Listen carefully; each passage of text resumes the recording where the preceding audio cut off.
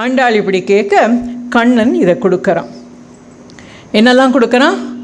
பறையை கொடுக்குறான், சால பெரும்பறை, கேட்ட சங்கு கொடுக்குறான், விளக்கு கொடுக்குறான், கொடி கொடுக்குறான், விதானம் கொடுக்குறான். இதெல்லாம் வாங்கின மகிழ்ச்சியில் என்ன பண்ணுறாங்க? நம்ம எல்லாருக்கும் பிடிச்ச ஒரு நாள் திருப்பாவையில் கோவிலில் போனால் சக்கர பொங்கல் தருவாங்க. என்ன பாட்டு? கூடாரை வெல்லும் சீர் கோவிந்தா உன் தன்னை பாடி பறை கொண்டு யான் பெரும் சன்மானம்.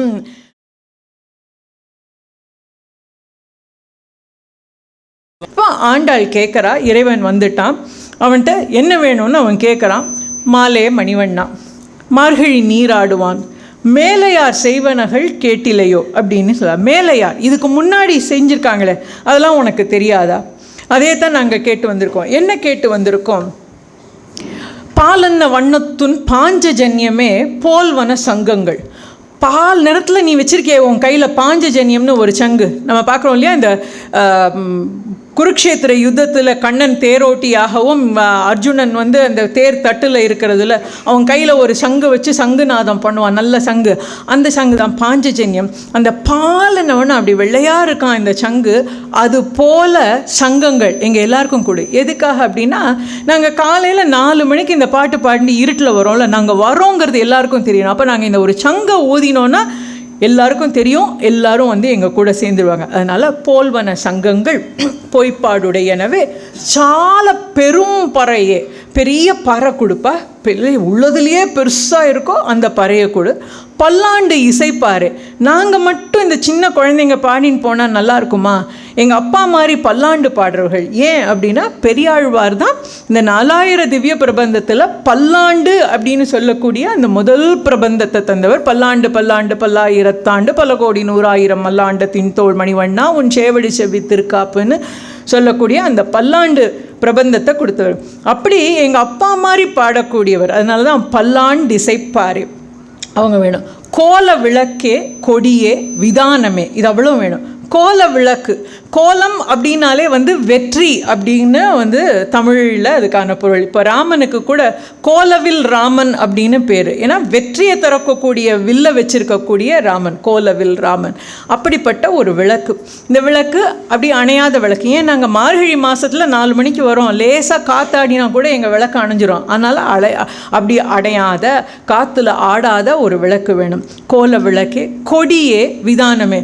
ஒரு குழு வருதுன்னா ஒரு கொடி வேண்டாமா? நாங்கள் எங்கள் குரூப் வருது அப்படிங்கிறத நாங்கள் ஊருக்கெல்லாம் பறைசாட்டுறதுக்கு அதுக்கு ஒரு கொடி வேணும்.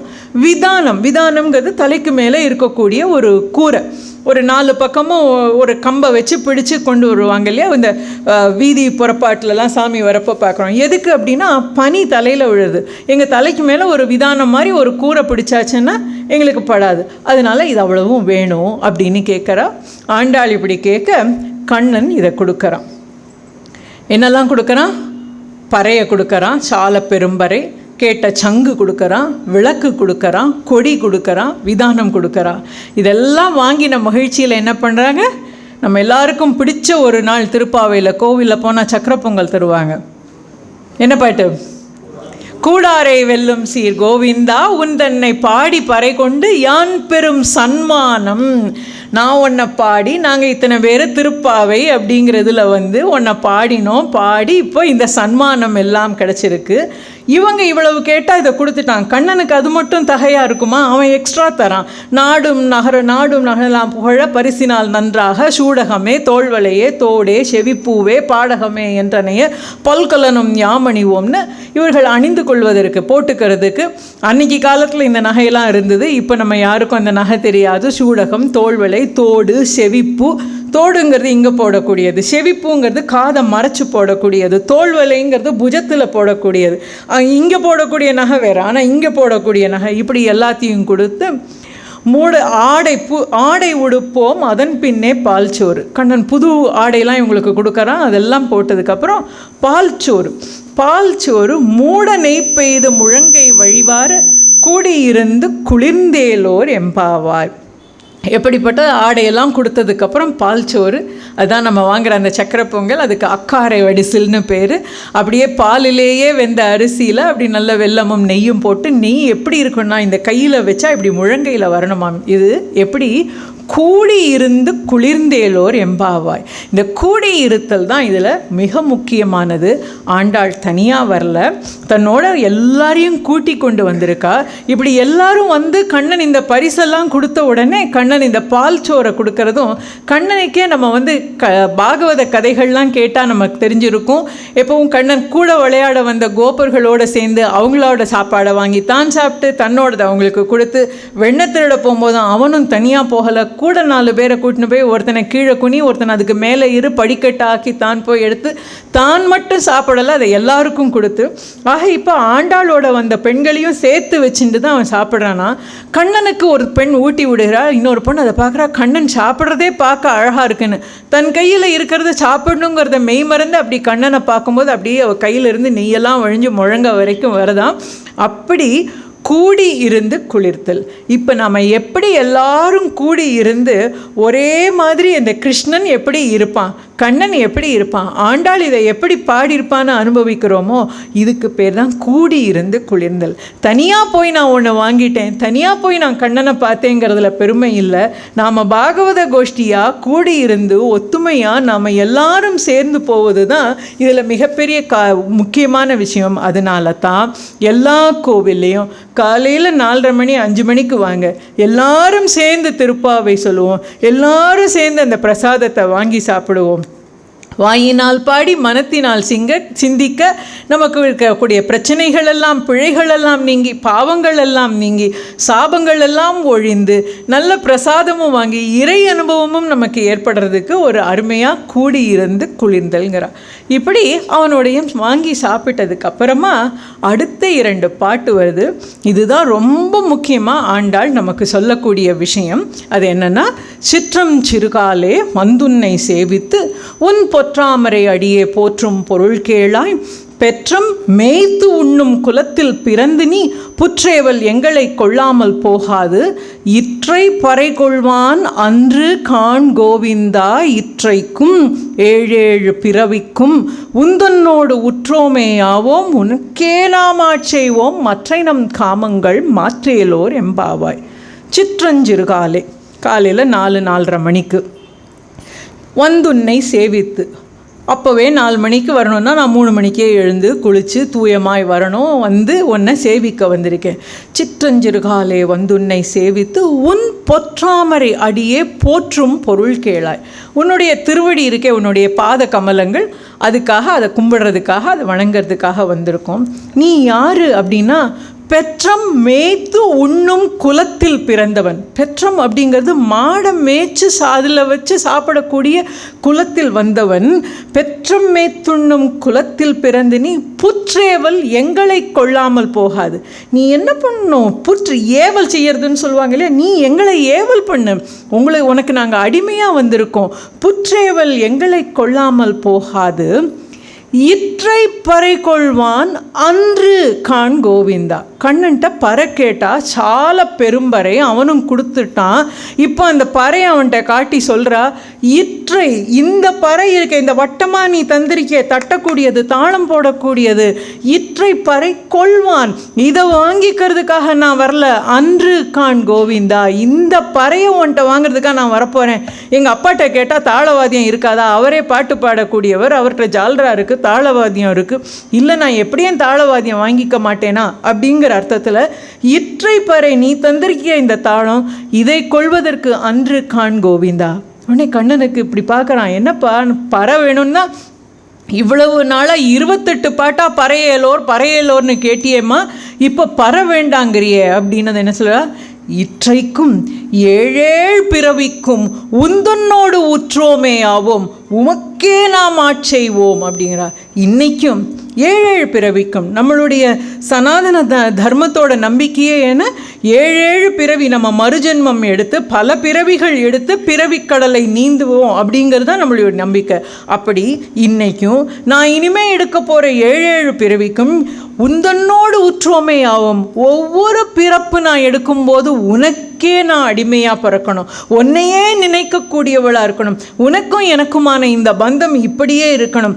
உந்தன்னோடு உற்றோமே ஆவோம், உமக்கே நாம் ஆட்செய்வோம்.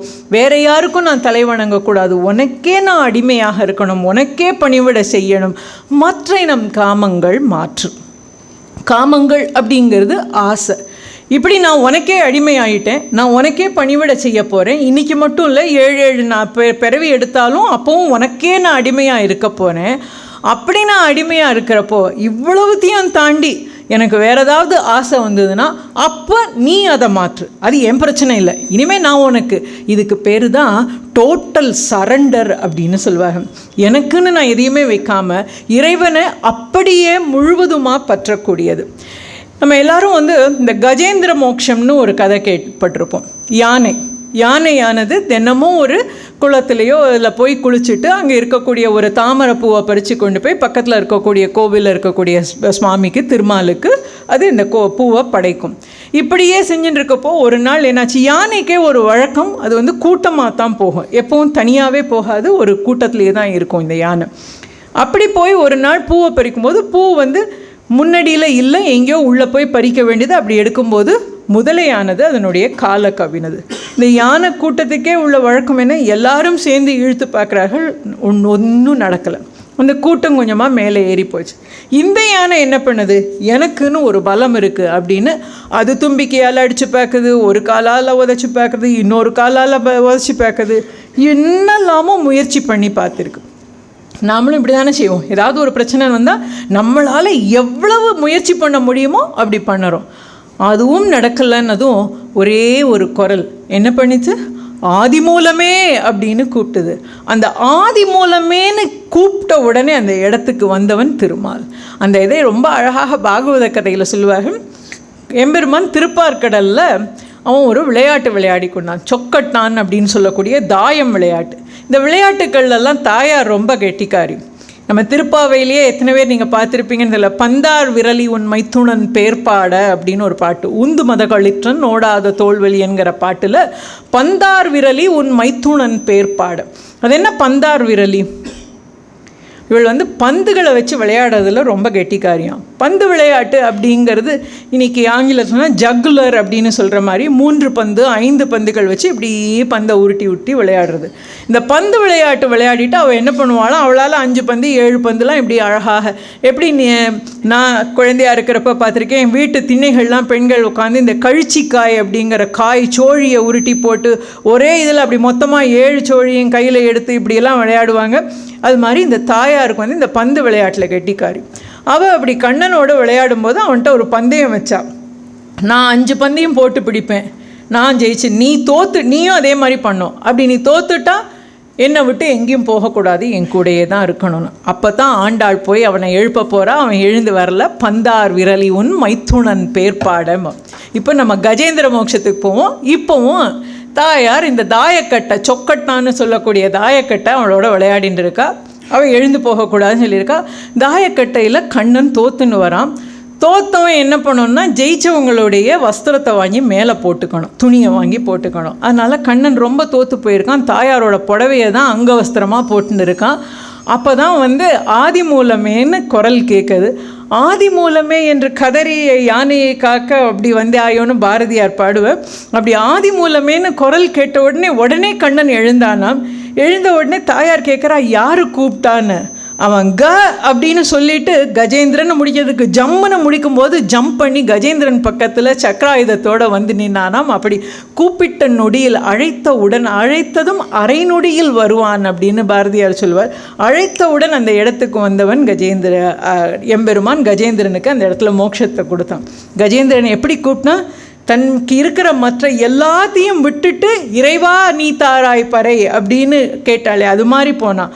அதே மாதிரி இப்போ ஆண்டாள் சொல்கிறா, நான் எல்லாத்தையும் விட்டுட்டு டோட்டல் சரண்டர், ஒன்றை விட்டால் எனக்கு கதி இல்லைன்னு நான் சேர்ந்துட்டேன்.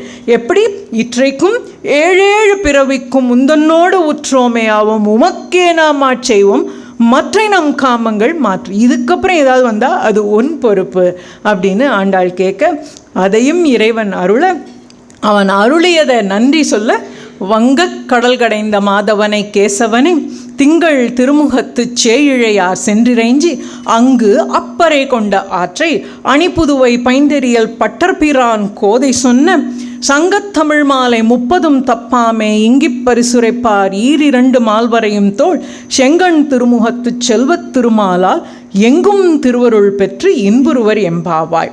யார? வங்கக்கடல் கடைந்த மாதவனை கேசவனை.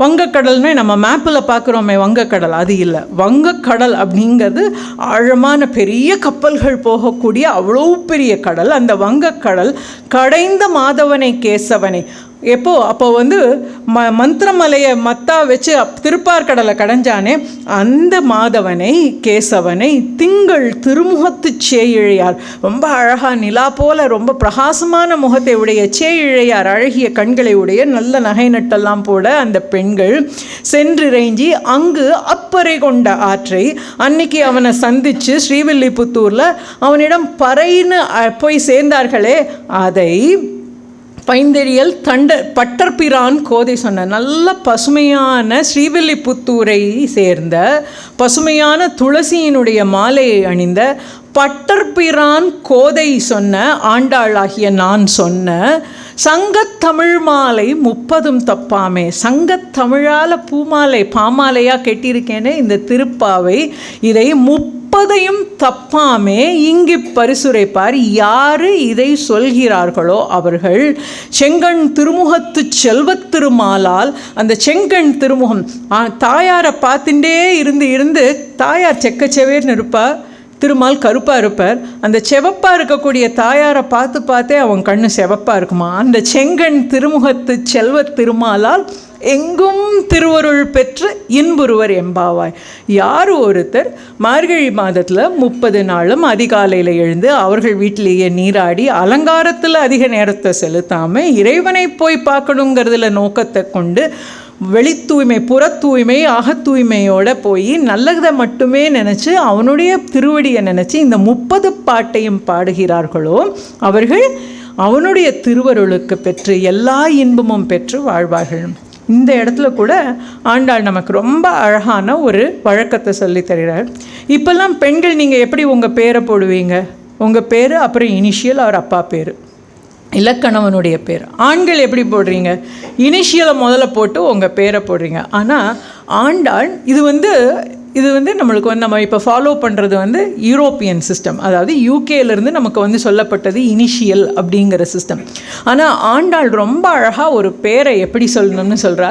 இதுக்கு முன்னால் நம்ம சிலப்பதிகாரத்தில் தேராமன் நான் செப்புவதுடையேன் அப்படின்னு சொல்கிறப்போ நான் இன்னாருடைய மகனுடைய மனைவி வந்திருக்கேன் அப்படின்னு கண்ணகி தன்னுடைய அறிமுகப்படுத்தும் போது பண்ணுவாள். ஆனால் இந்த இடத்துல ஆண்டாள் என்ன சொல்கிறா? தன் தெரியல் பட்டர்பிரான் கோதை சொன்ன. அதுக்கு முன்னாடி என்ன சொல்கிறா? ஸ்ரீவில்லிபுத்தூரை சேர்ந்த பட்டர்பிரானுடைய மகளாகிய கோதை. நம்ம பேரை எப்படி சொல்லணும் அப்படிங்கிறத கூட நமக்கு ஆண்டாள் எளிய முறையில் சொல்லி கொடுத்துருக்கா. ஊர் பேர் ஸ்ரீவில்லிபுத்தூர், நகர் புதுவை அப்படின்னு அதுக்கு பேர் இருக்கும். அந்த ஸ்ரீவில்லிபுத்தூரை சேர்ந்த பட்டர்பிரான் ஆகிய பெரியாழ்வார் அவருடைய மகளாகிய கோதை சொன்ன சங்கத்தமிழ் மாலை. இப்படி நம்ம ஒவ்வொரு வரியையும் ஆராய்ஞ்சு பார்த்தோன்னா ரொம்ப அழகாக எளிமையாக நம்ம எப்படி இறைவனை போகணும், நம்ம பேரை எப்படி சொல்லணுங்கிறத கூட ரொம்ப எளிமையாக நமக்கு சொல்லி கொடுத்துருக்கவர் ஆண்டாள். எல்லாருமே அவர்களுடைய பேரை போட்டிருப்பாங்க. ஆண்கள், அதாவது ஆழ்வார்கள் பார்த்தா நம்ம ஆழ்வார்லாம் குருகூர் சடகோபன், நான் இந்த ஊர் என் பேர் சடகோபன். ஆனால் ஆண்டாள் நமக்கு ரொம்ப அழகாக என் ஊர், எங்கள் அப்பா யார், நான் யார் அப்படின்னு பேரை எழுதுறதுக்கு கூட அறிமுகம் சொல்லி கொடுத்துருக்கார். அதுதான் இந்த திருப்பாவை அப்படிங்கிறது. இந்த நோன்பு ரொம்ப எளிமையான முறையில், இதுக்காக நான் பெரிய தபஸ் இருக்க வேண்டாம், இதுக்காக நான் பெரிய பணத்தை செலவழிக்க வேண்டாம்.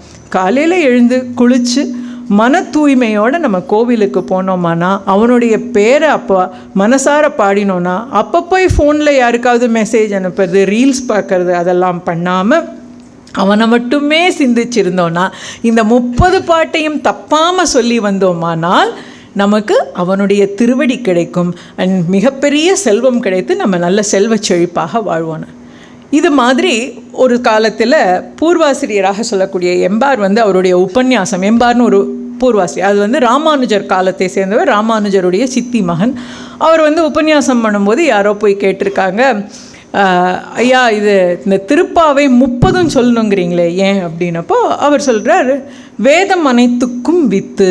இந்த திருப்பாவையை எப்படி பெரியவர்கள்லாம் சொல்லியிருக்காங்க அப்படின்னா, ராமானுஜர் எப்போல்லாம் அவர் சும்மா இருக்காரோ அப்போல்லாம் அவர் திருப்பாவை தான் வாயில் சொல்லிகிட்டே இருப்பாராம். அவர் உஞ்சு விருத்தி அப்படின்னு சொல்லக்கூடிய வீதியில் போய் பிக்ஷை அரிசி வாங்கிட்டு சாப்பிட்றதுக்கு பண்ணக்கூடிய ஒரு வழக்கம் பண்ணுவார்.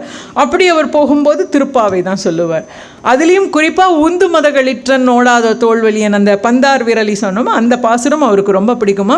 திருப்பாவை ஜீயர்னே ராமானுஜருக்கு பேர். எல்லா ஆச்சாரியர்களும் திருப்பாவைக்கு அவ்வளோ பெரிய முக்கியத்துவம் கொடுத்துருக்காங்க. அதுக்காக அவர்கள் சொல்லக்கூடியது என்னென்னா, வேதம் அனைத்துக்கும் வித்து. எப்படி 4000 திவ்ய பிரபந்தத்துக்கு திராவிட வேதம்னு பேர். 4 வேதம் இருக்குது, எழுதா கிழவி, அதை எழுதி வைக்கல, இப்போ தான் நம்ம அதுக்கு ஸ்கிரிப்டெல்லாம் போட்டிருக்கோம். ஆனால் தமிழில் திராவிட வேதம் அப்படின்னு சொல்லணும்னா அது 4000 திவ்ய பிரபந்தம். அப்படிப்பட்ட 4000 திவ்ய பிரபந்தம்ங்கிறது ஒரு பெரிய ஆலவிருட்சம் மாதிரி இருக்குது. அவ்வளோ பெரிய ஆலவிருட்சத்துக்கு விதையாக வித்தாக இருக்கிறது எது அப்படின்னு கேட்டால் திருப்பாவை. வேதம் அனைத்துக்கும் வித்து.